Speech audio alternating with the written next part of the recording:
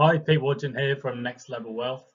Today I'm going to run a 45-minute workshop on a hot topic of the moment. Is property still a good investment in the current environment into the future? Today it's a free 45-minute tutorial, and for those who stick around to the end, there's also a free book available for download too.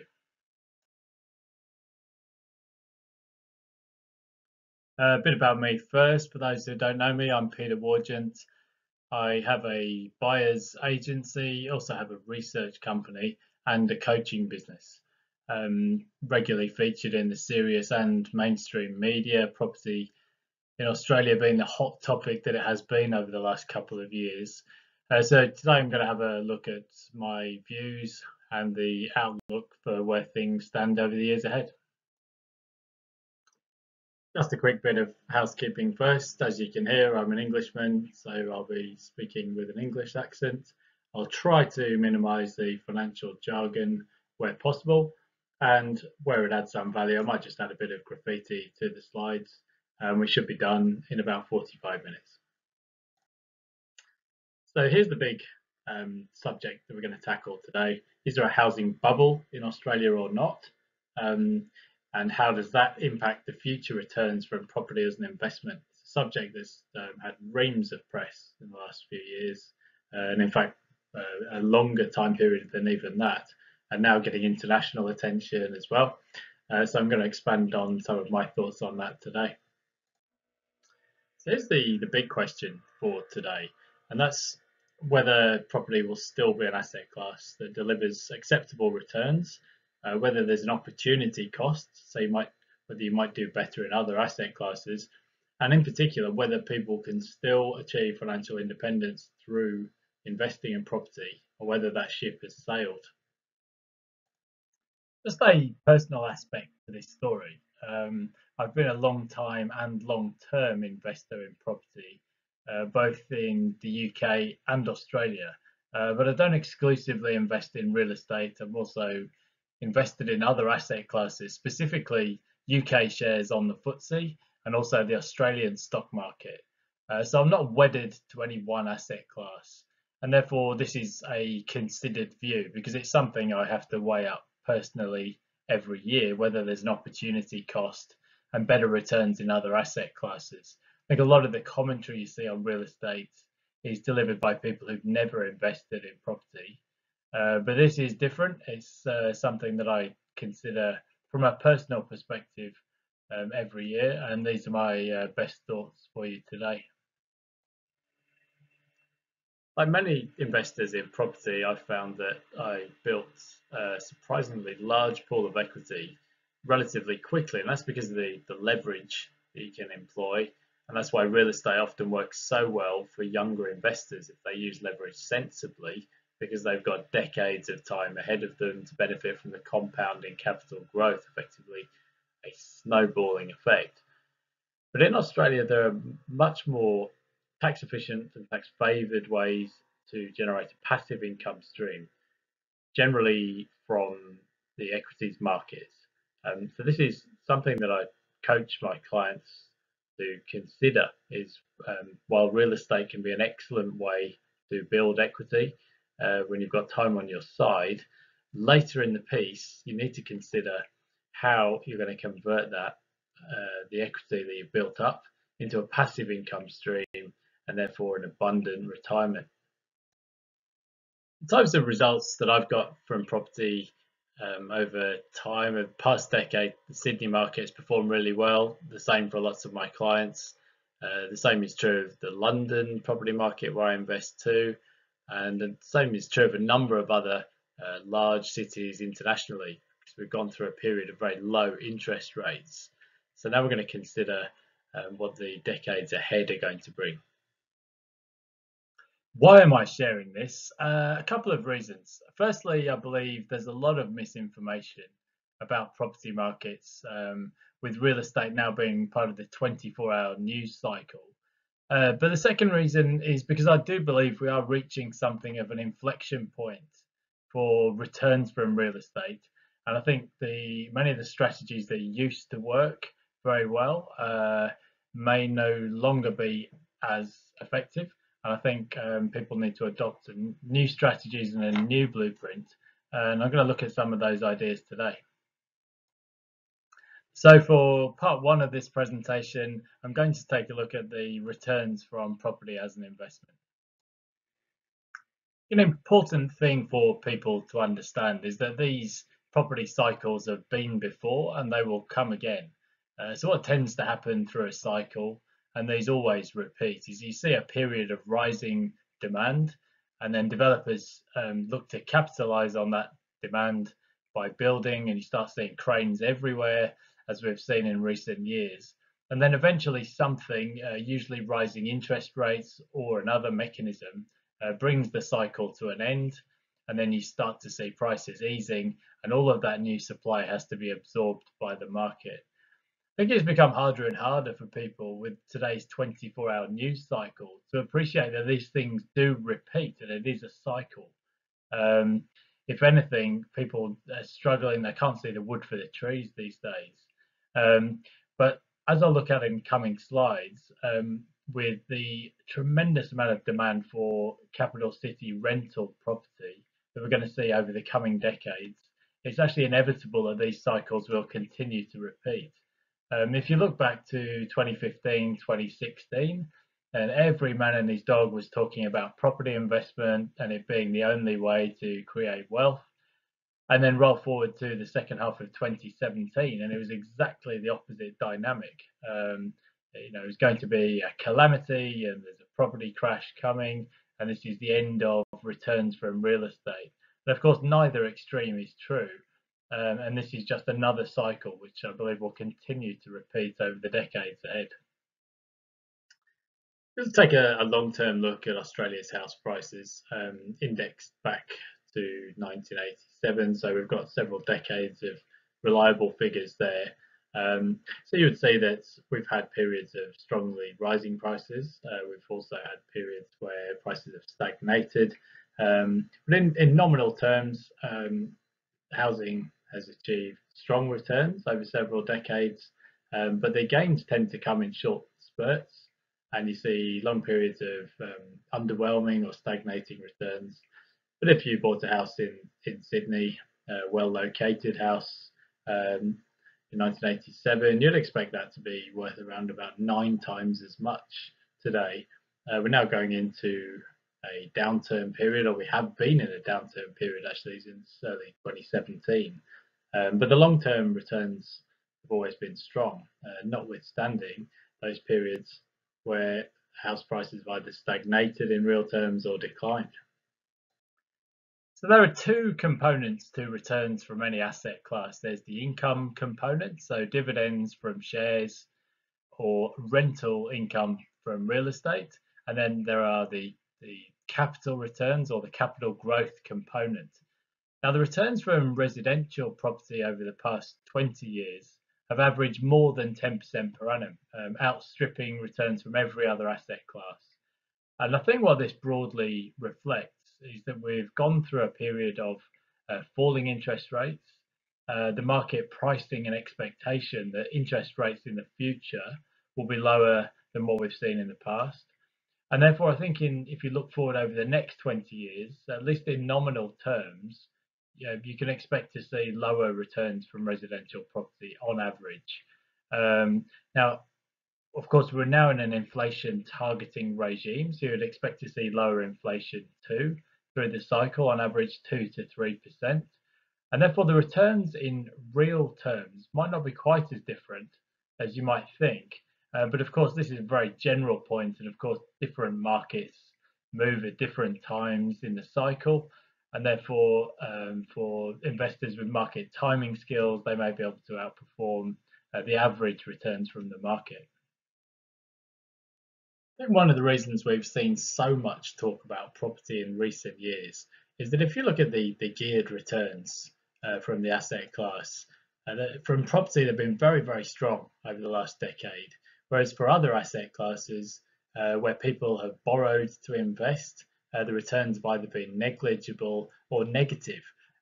Now, it's always wise to reflect that all asset classes go through summer and winter seasons, And this may well reflect that property, particularly in fact from 2017, is now going through a downturn period.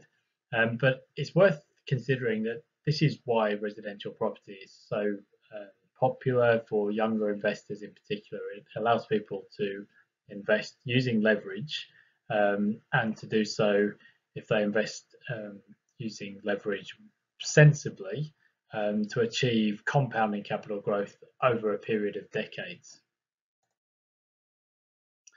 In terms of the results that my clients have seen, the people who opted to invest in Sydney property when the market was quiet, they've seen very strong returns. 2011 and 12 was a great time for people to buy in Sydney. Of course, human nature being what it was very difficult to convince people that that was a good time to invest.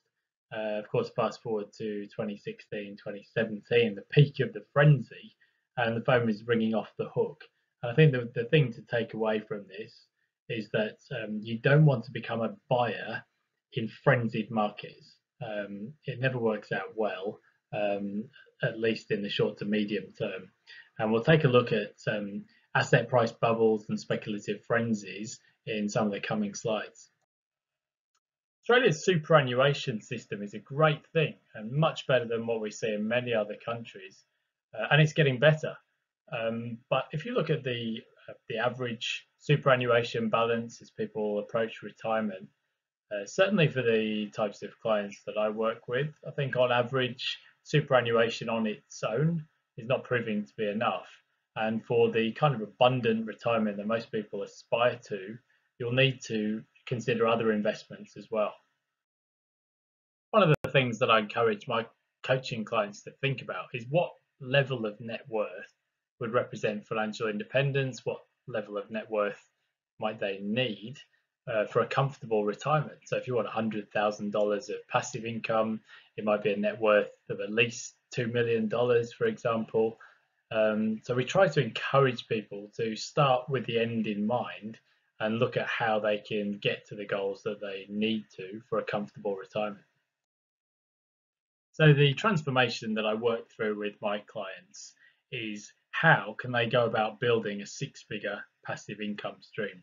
The rental returns from residential property in this country and most other countries are pretty low. So that's really what I work through with people, is that passive income is your ultimate goal. How does property actually help you to achieve that? And do you need to look at new strategies, especially given possible changes to the tax system that are coming up, to achieve that comfortable passive income stream that flows to you, whether you're working or not, your personal cash machine, so that you can generate that time freedom that you desire. So it's quite clear that people need to invest for their futures. I think just putting money into the superannuation and doing nothing else, for most people, that's not going to achieve the abundance in retirement that they're hoping for. So in the second part of this presentation, we're going to take a look at whether property is still potentially a good investment for the future and the likely returns. A lot of people are very black and white on this question. Is property still a good investment? I'm not a black and white person when it comes to asset classes. So this, the first part, the introduction of this presentation, we've now covered. And now in part two, I'm going to look at whether property is still a good investment and whether you can still make satisfactory returns over the decades ahead. So this is the second part of the presentation. Will property perform? One of the things that's often lamented by people is, why have housing markets become so financialized, treated more like a financial product than simply shelter? And I tend to agree. It has become kind of crazy. Auction clearance rates and house price indices being reported almost like the football results. Unfortunately, I think this is inevitable, and if anything, it's likely only to get worse for the reasons I'll explain in the next couple of slides. You go back to the 1970s and the 1980s. It was during that time the government was supplying a significant chunk of the housing stock, but over time that simply became less and less of the government's concern. This was effectively a policy decision that's been made in this country. There's a very brief period where during the Rudd stimulus, the government built some housing. But essentially, a decision has been made years and years ago that landlords would need to supply the rental stock in this country. The government's effectively given up. Now, if you consider Australia has projected very strong immigration over the decades ahead, and if you consider that the home ownership rate has already fallen from around 70%, we're heading towards 60. And I think if you look over the medium to longer term, realistically, home ownership rates are going to keep falling as people move house and move jobs and locations and careers more often than ever before. So on that basis, you may see in the future about half of the housing market being renters.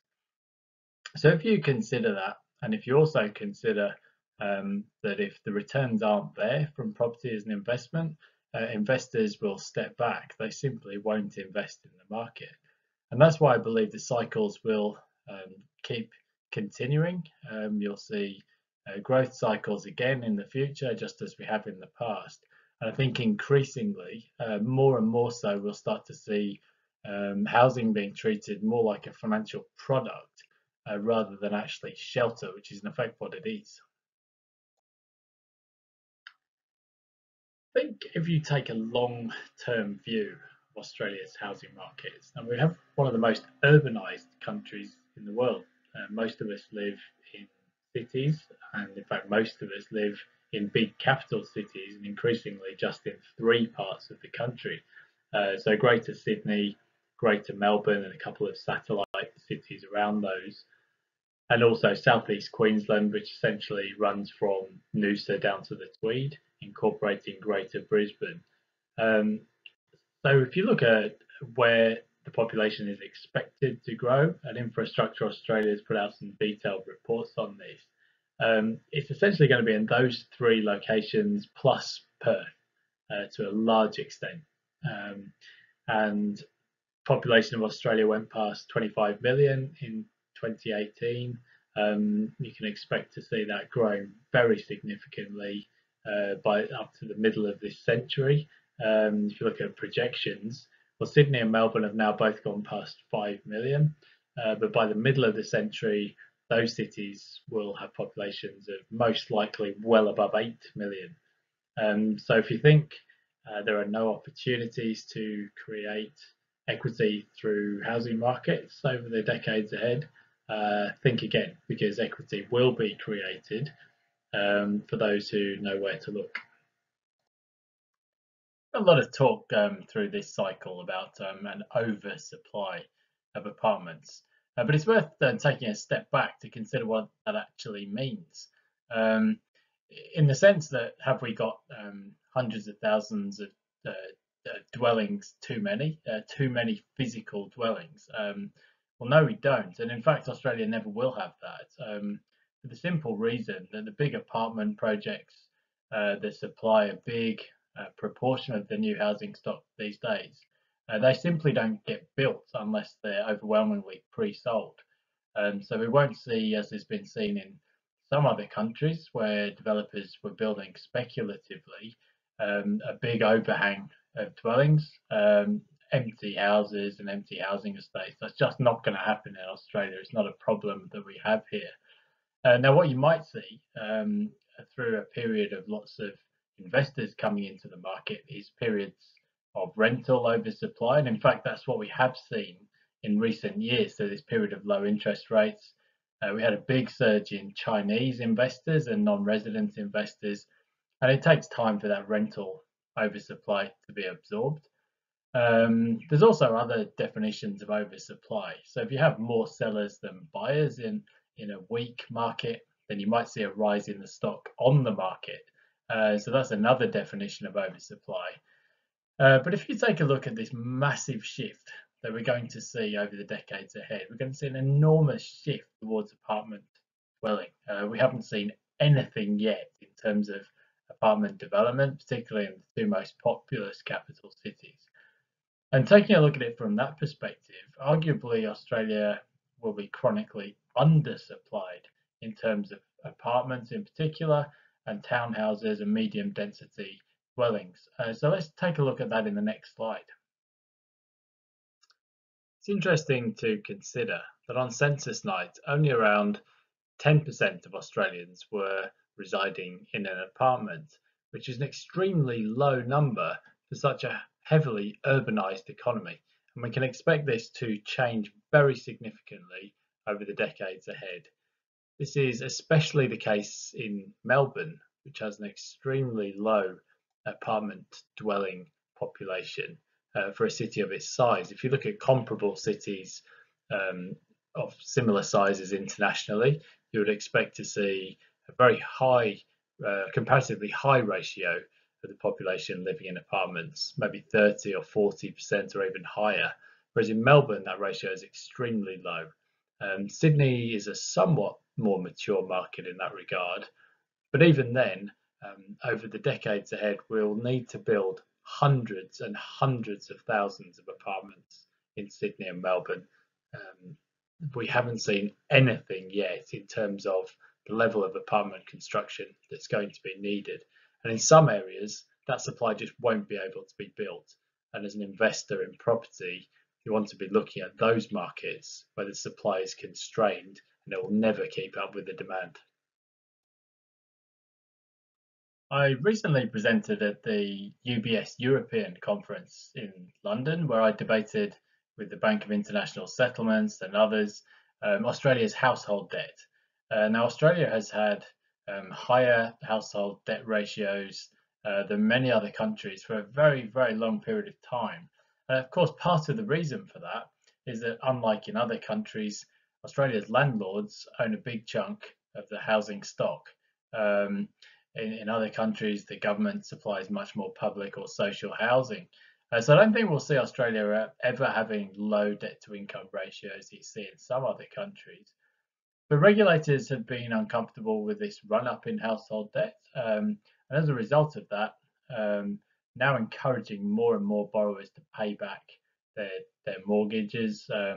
Previously, there was a proliferation of interest only lending, and that's now being wound back.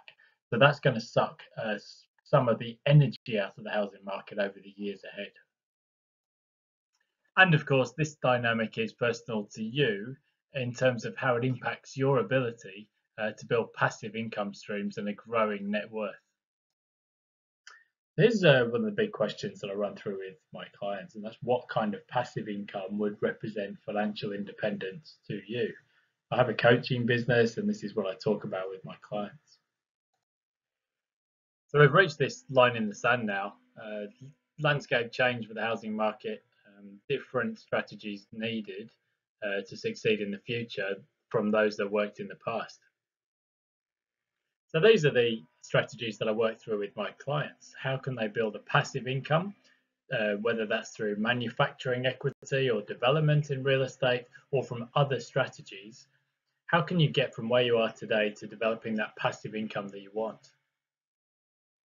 There's an old saying that what got you to here won't get you to there. And I think this definitely applies to residential property right now. And in terms of the strategies that used to work and the strategies that are going to work for the future. So let's just take out 5 seconds, bit of a breather to consider what's been the most useful so far. And if you've had a little bit of a break, we're going to go into the next section where I'll consider 3 lessons where we'll consider speculative frenzies, asset price bubbles, and a whole lot more. This is the transformation I really try to work with my clients on. I think most people who come to me, they're highly motivated. They've usually experienced some pretty good success over the last 5 or 10 years. But I think a lot of people are now stagnating because they can't get access to credit like they used to. They also can't see where the passive income is going to come from. And that's what I work with my clients on.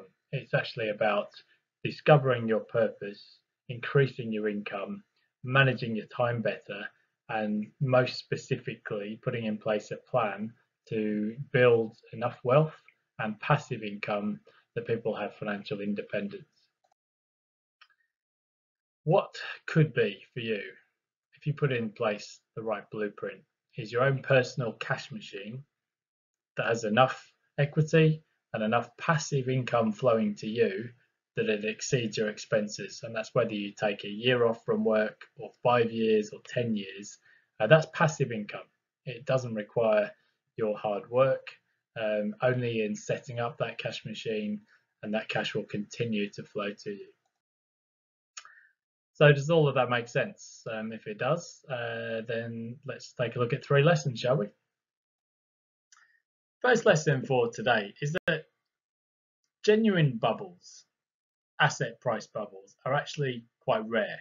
I think particularly since the financial crisis, everyone has become an expert in spotting bubbles. And I think probably because the financial crisis was so severe, that people now think that they can recognize bubbles, and they have started to see them everywhere. There's even a guy called the Bubble Boy or something, and he just tweets day after day about everything being a bubble.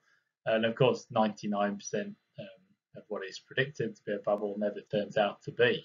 Now, yes, there are certain periods where, in my opinion, we see buying frenzies.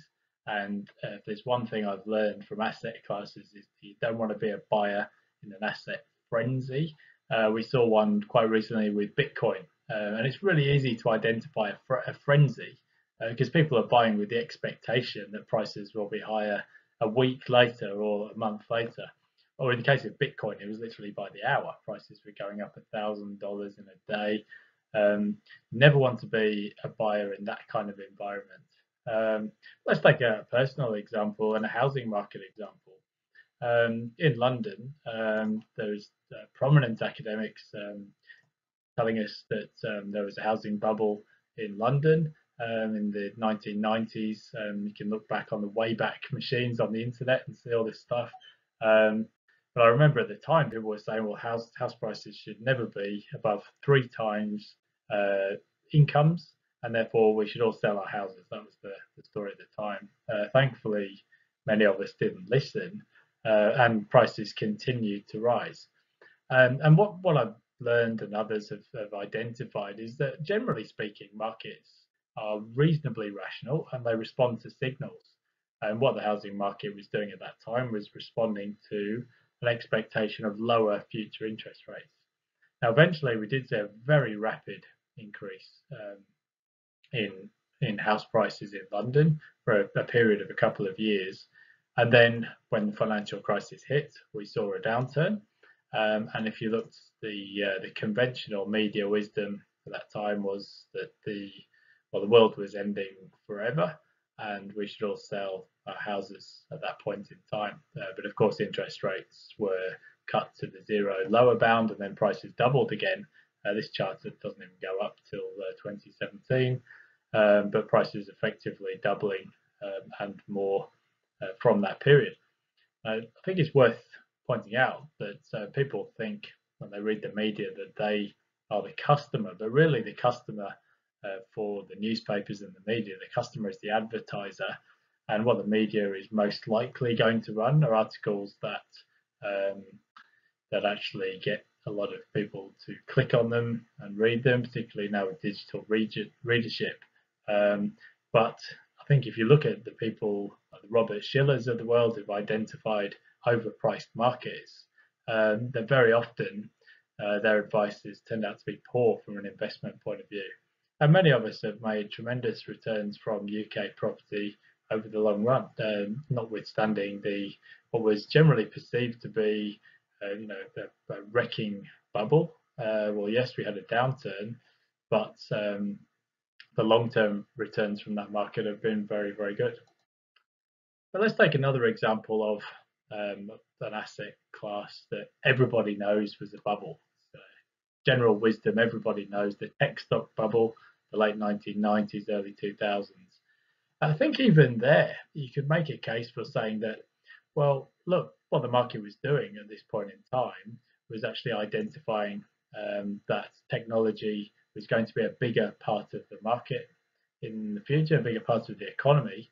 But then we went through just a very short period where prices went crazy. Um, but even then, if you look at what the market was doing over most of that period, the Nasdaq was trading in the 3 to 4,000 range. Well, the Nasdaq is at more than double that level today. Um, so perhaps the tech stock bubble wasn't quite as big a story as what we were led to believe and probably felt at the time. Now, what we did see when the market reacted to an expectation of lower nominal GDP growth, it saw a big correction. And in fact, if you believe, as I do, that people get into these irrational buying frenzies, then that also the corollary of that is we also see these irrational values as well. But just to go back to the point that I was making about people identifying overvalued markets, well, Robert Shiller, who's won a Nobel Prize, his first warning about the Nasdaq was way back in 1996, I think, when the Nasdaq was trading barely above 1,000. Now, yes, the market continued to rise and it corrected again. But if you look at where the Nasdaq has reached today, well above 8,000, not necessarily great investment advice to be out of the market. Now, yes, some firms failed, but that's basically not really relevant because the market was only needing some of those firms to hit the jackpot. So even the most speculative frenzies and the most famous speculative frenzies, such as the tech stock bubble, well, there's only really a period of a few days where the market went up to such spectacular levels. And in fact, if you look at where the market is today, well, those returns, those prices are a distant memory.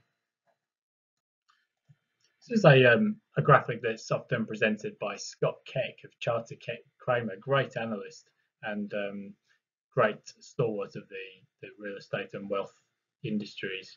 What it shows is that residential property is essentially the nucleus of real estate.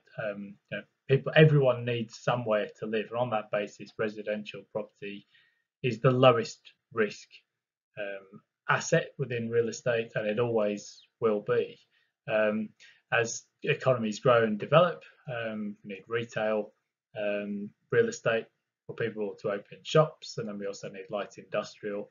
And as you move around those assets, they become progressively more risky, particularly for the individual investor investing in individual assets. Now, for the high net worth individuals, some of the bigger asset classes may be more appropriate from an income point of view. But for your average person, residential real estate is the lowest risk asset with the highest capital growth potential. And it always will be, because every single person that comes to Australia will need somewhere to live. And as I've already mentioned, Australia's population is going to grow very strongly over the decades ahead. As I've mentioned in the first lesson, genuine asset price bubbles are rare. What the market normally does is it responds to signals, and that's in fact what the Sydney housing market has done since 2017. The market has responded to tighter lending standards, an expectation that people won't be able to borrow for large property portfolios in the way that they once were. And the market has responded accordingly. And it's the same with interest rates. If you look at how much people have paid for their mortgages, well, generally over the last 15 years or so, the interest that they've paid on their mortgage as a share of their income, it hasn't really changed that much. And if anything, it's at the lower end of that range at the moment. But what the market is doing is pricing in an expectation that mortgage rates in the future will not be as high as they once were. That's quite a rational assumption. Nothing's written in stone, but of course now we're in an inflation targeting regime. Very, very little sign of inflation, and if anything, ongoing downward pressure on the official rate of interest, and well, yes, mortgage rates at the moment may be rising, but people don't expect to see double-digit mortgage rates anytime soon, and that's what the market has actually been pricing. If you look at Australia's housing debt over time, then yes, we've seen a slowdown in that rate of increase in recent years, but actually not that much. And if you went back to the early 1990s when we just had, well, you're really talking 100 million or so of housing debt, today rapidly approaching 2 trillion. And that just goes to show with a growing population, and in an inflationary environment with relatively low interest rates these days, the level of housing credit in aggregate is going to be much higher in the future. If you come back in 2040 or 2050, that blue line is going to be compounding away. And it's very hard. If you look back to the early 1990s, people couldn't have imagined where we're at today, but that's just the nature of compounding growth. And that will continue. So to answer the question, is property still a good investment? Well, the fundamentals, the long-term fundamentals for Australian real estate, particularly residential, are very strong. But I think it is a qualified yes, the answer to this question. Clearly, you don't want to be somebody who buys into a speculative frenzy. I think that's one way that people come unstuck real estate. I think people need to stick to the fundamentals, buying the right type of property, the right location, at the right stage of the cycle. And I think in nominal terms at least, the returns from real estate will be lower in the future. But I also think for people who think there will be no returns from real estate or inferior returns, I think they'll prove to be misguided over the medium to long term just because of the sheer weight of demand for capital city living. Question I always ask my clients is, do you want more passive income? I review so many portfolios, particularly property portfolios, and I often see that people have been successful in building equity and net worth, but my clients are very often struggling to envisage how will they start to begin to build passive income streams. And that's something which I think is going to become more and more important over the years ahead, particularly with possible changes to tax legislation. Now, the rental returns from residential property in Australia and many other countries are not strong. So you do need to consider whether, if ultimately passive income is your goal, whether you're potentially missing an opportunity cost if you're not investing in such a way to build passive income. You really have two choices. You can try doing what you've always done and hoping that the strategies that worked in the past will continue to work in the future. That's the slow way. The alternative is to learn the fast way, and that's to adopt the new blueprint and the new strategies that are going to work over the decades ahead. And here's the solution that I've built. It's a 12-month personal coaching program, and it helps my clients who have achieved some success to date to go on to the next level. Let's take a look. It's just a bit of an honest admission. I'll take a look back to the first book I wrote in Australia. I wrote it in 2011. Mining boom was still in full swing at that time. In fact, the resources sector of the stock market had been a great outperformer for a long period. China was still growing at a tremendous speed at that time. We'd had post-financial crisis stimulus. And if I look back to what I wrote at that time, I mean, probably 90% of it was quite prescient. I think the returns from resources companies were lower for a long period of time as we went past the peak of the mining boom, although the long-term results have been fine. What I didn't anticipate at that time, and probably a lot of others didn't either, was the huge surge of Chinese investment in Australian real estate and this great glut of inner city apartments in some pockets. I think a key point really is to identify that perfection is a fantasy. Nobody gets everything right. The most important thing is to keep adjusting as you go. But if you take a look, in fact, you can get a copy of that book.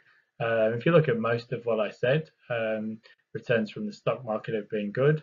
From Sydney property and London property, as I predicted, they've been very good. So I think it's important to take away that perfection is actually an enemy of investors. And people do best when they take action. And if something's not working, then they adjust. The worst thing you can do is wait for the perfect moment, because there'll never be one. In terms of why I built this solution, I think in particular one of the things that's important is that we're going into a period of great change, and a lot of people haven't accepted that reality. I think a lot of the strategies that used to work in residential property just aren't going to work in the same way. People can't borrow as much as they once could. It's sucking some of the energy out of the market. We've got potential changes to tax legislation, a whole range of reasons why I think people need to look at their investment strategies in a new way. In terms of what my coaching program delivers, it's a new blueprint for people. It's building on what they've achieved to date, but looking with fresh eyes at the future. I give people the confidence to make precision decisions, and give them the motivation. I think most people who come to me are already highly motivated individuals. They're just lacking the clarity, and that's really what I aim to do over the first 3 months of the program, and then we push that forward through the remainder of the year. A special offer for you today. So I'm going to offer a free 15-minute diagnosis call on a first come, first served basis, and for qualifying applicants, a free 45-minute one-to-one strategy session.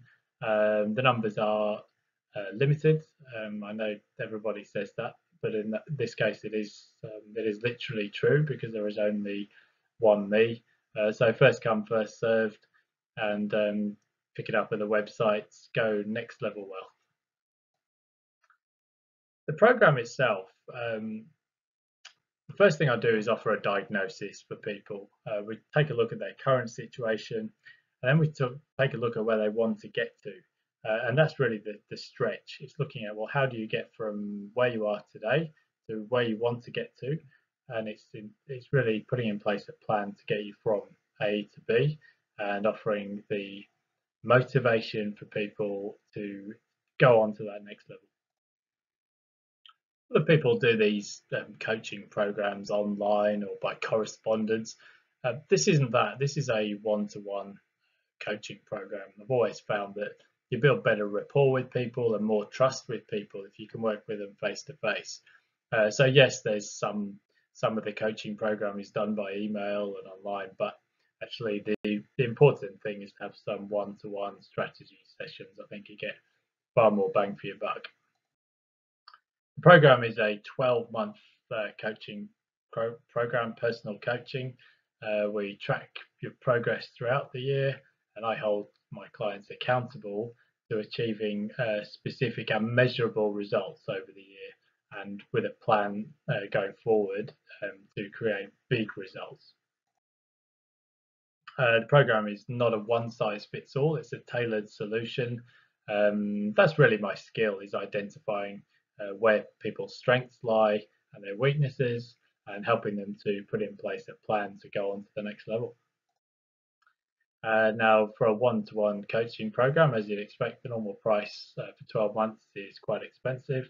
Going to offer some freebies today, though, including a free book and some free sessions for the successful applicants. Now, coaching doesn't work for everybody, so I'm going to offer to all of my clients, I offer a 30-day money-back guarantee. So there's no risk to people who sign up for my coaching programs. If it's not working after 30 days, then we leave as friends and no hard feelings, and that's just reduces the risk for people signing up to zero.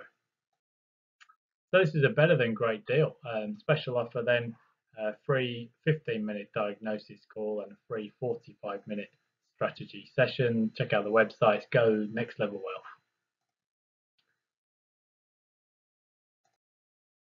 And as I mentioned, there is a limited intake. There's only so many clients I personally can take on. So it will be first come, first serve. So go to the website and sign up today. And there's a free book, as I mentioned at the start. If you go to the website, this is for anyone who logs on there today, get your free book. It's Go Next Level Wealth, and download it there. So just to summarise what we've looked at today, we're going into a sticky patch for Australia's housing markets, um, but they have become financialised. There's no question over the last decade. And ultimately, if the returns aren't there, then investors will drop out until such time the rents rise again and then returns start to come. So we'll see cycles will continue, that's inevitable. And if you look at the long-term demographic projections for Australia, there will be some great opportunities, but it will require clear thinking to generate satisfactory returns. I don't think people should have all of their eggs in one basket, though, and I think people need to consider other asset classes and other strategies too. And these are changing times, so you need to have a new blueprint to achieve the results you want in the future. So check it out on the website, Go Next Level Wealth, and I look forward to hearing from you. And don't forget, of course, to get your free book. So that's it for today. Don't forget to download your free book at the website Go Next Level Wealth. Fill out the inquiry form there and look forward to hearing from you. Cheers.